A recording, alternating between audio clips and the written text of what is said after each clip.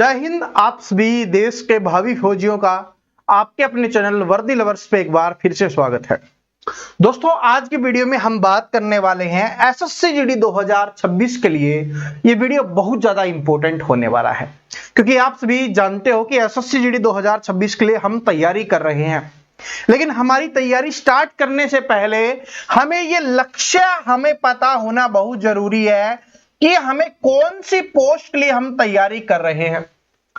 फिर जो आपका लक्ष्य होगा, जिस पोस्ट के लिए आप तैयारी कर रहे हो, वो आपको मोटिवेशन देगा और ज्यादा पढ़ने के लिए, अच्छे से पढ़ने के लिए, अपने स्कोर को बढ़ाने के लिए।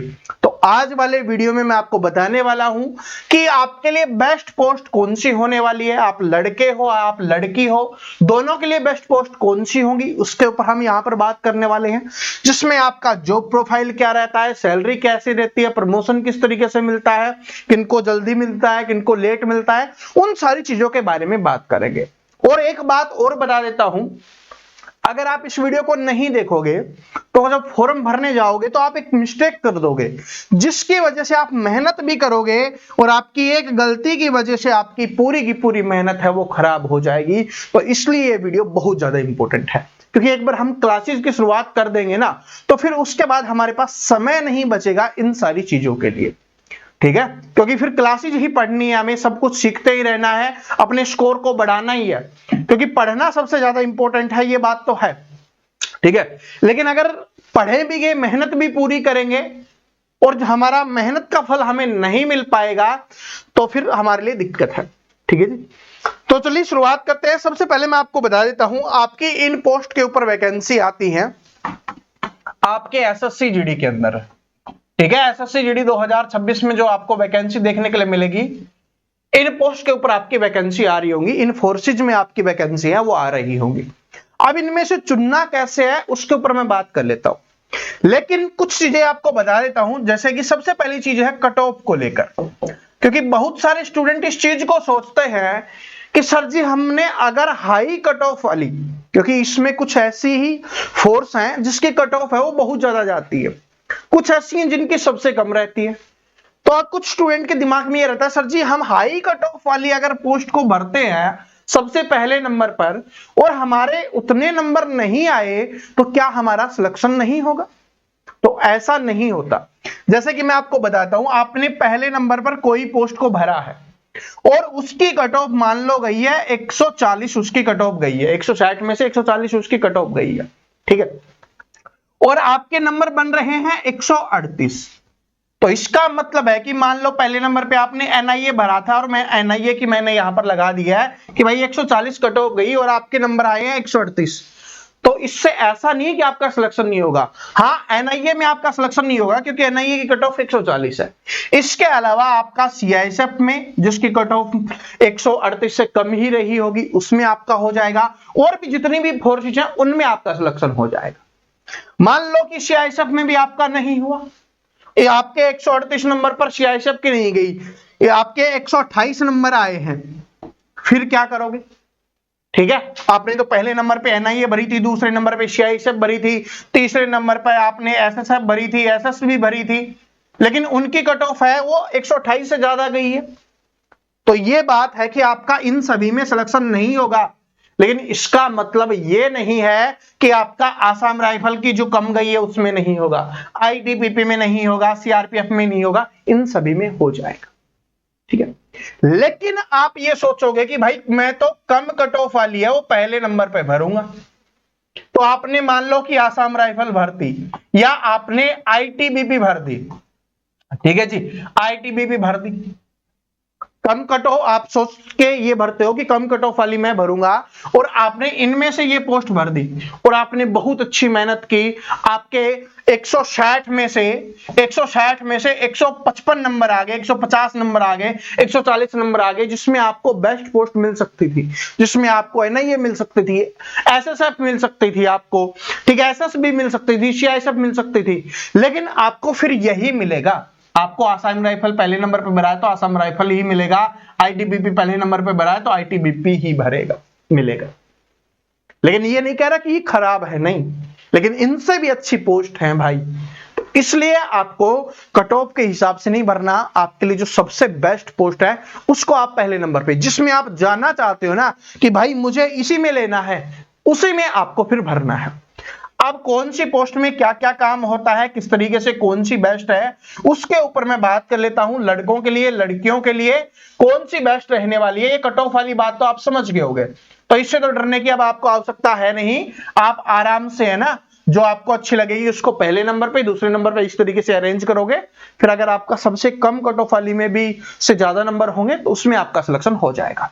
ठीक, अब मैं सबसे पहले कुछ ऐसी पोस्ट बता देता हूं जो लड़कों के लिए और लड़कियों के लिए दोनों के लिए बेस्ट है, क्योंकि एक ऑफिस की जॉब होती है, एक जगह पे जॉब होती है, ठीक है, और बहुत ही अच्छी जॉब है जिसमें आपको सैलरी भी ज्यादा मिलती है, आपको प्रमोशन भी जल्दी मिलता है और आपको पढ़ने के लिए समय भी ज्यादा मिलता है।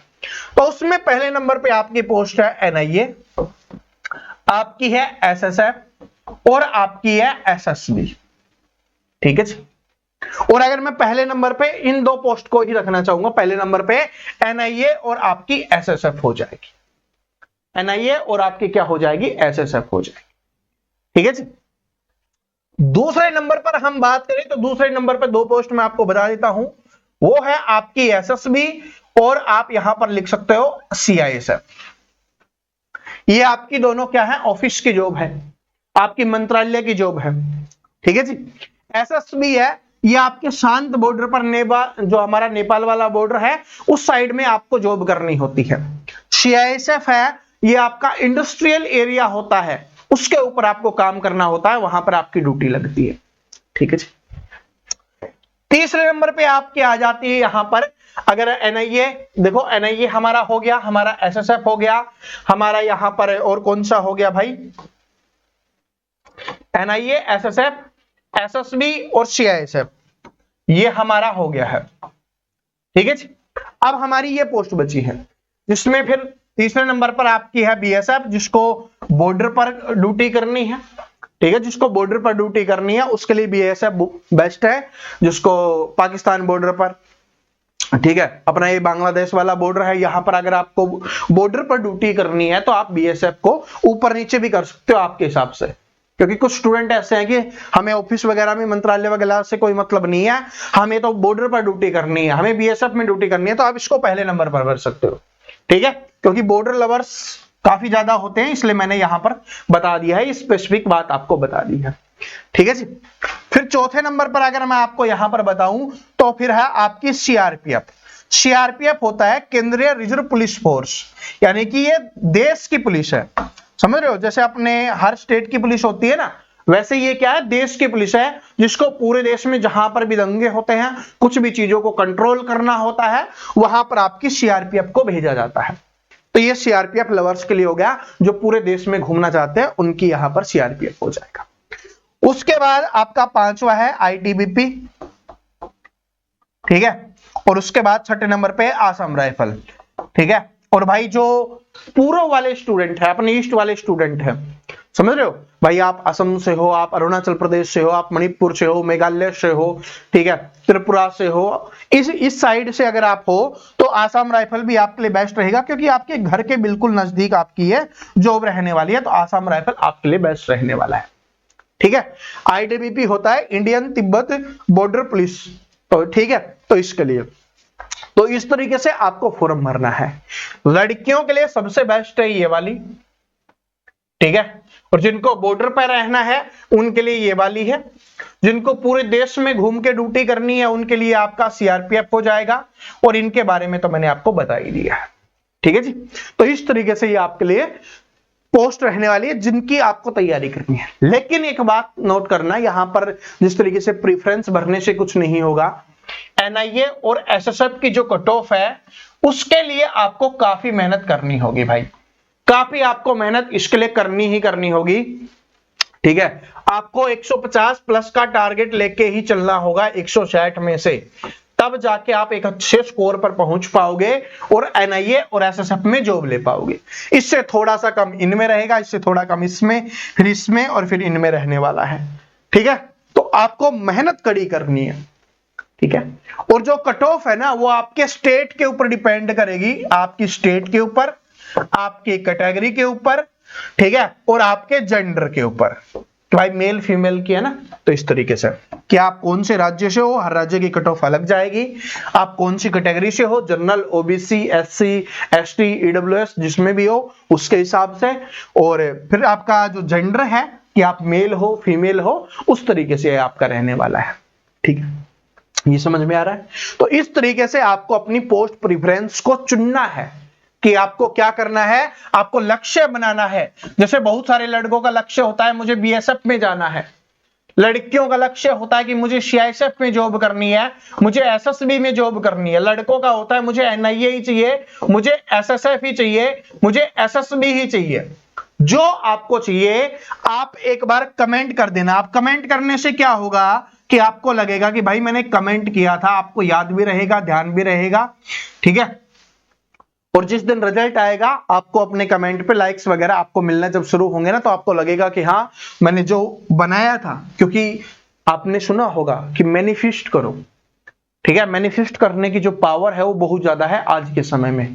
तो अगर आप सोच लोगे कि मुझे एसएसएफ में जॉब मिल गई, मुझे बीएसएफ में जॉब मिल गई, फिर आप उसके लिए मेहनत करोगे, उतनी ही तेजी से आप मेहनत करोगे। समझ रहे हो? ठीक है, और भाई प्रमोशन वगैरह है वो भी इन सभी में ही जल्दी मिलता है, क्योंकि यहां पर जो क्या बोलते हैं उसको फोर्स है ना अपनी, वो कम होती है, जिसकी वजह से प्रमोशन वगैरह है, सैलरी वगैरह और बाकी सारी चीजें हैं वो यहाँ पर ज्यादा अच्छी मिलती है। इनमें फिर थोड़ा थोड़ा डिफरेंस हो जाता है। बाकी आपकी ड्यूटी कहां पर होती है, ठीक है, उसके ऊपर डिपेंड करता है। कि मान लो कि अगर किसी व्यक्ति की ड्यूटी जैसे दिल्ली में है, ठीक है, और एक की JNK में है, जम्मू कश्मीर में है, तो दोनों की सैलरी में काफी ज्यादा डिफरेंस आपको देखने के लिए मिलने वाला है, क्योंकि वहां पर अलाउंस वगैरह है वो आपको ज्यादा मिलता है। ठीक है, और आप फौज की वर्दी पहनने वाले हो, फौज की वर्दी जो सबसे सम्मानीय वर्दी होती है, तो आप फौज की वर्दी पहनने वाले हो और आप फौजी कहलाने वाले हो। इस बात को नोट कर लेना। ठीक है, तो इस शब्द को, इस चीज को आपको रिस्पेक्ट देना शुरू करना है अभी से। डेली उठते ही जब आप तैयारी करने बैठोगे तो आपको यही बोलना है, जो भी आप सेलेक्ट करते हो कि मुझे उसमें जॉब लेनी है। ठीक है, और मैं आपको बताता हूं, अगर आप कंटिन्यू मेहनत करते हो और आप मैनिफेस्ट करते हो कि मुझे इसमें जॉब लेनी है, और आप उसकी वर्दी पहन के आपको खुद को देखना शुरू करते हो, तो 100% आपका सिलेक्शन हो जाएगा अगर आप मेहनत करोगे तो। बात समझ रहे हो?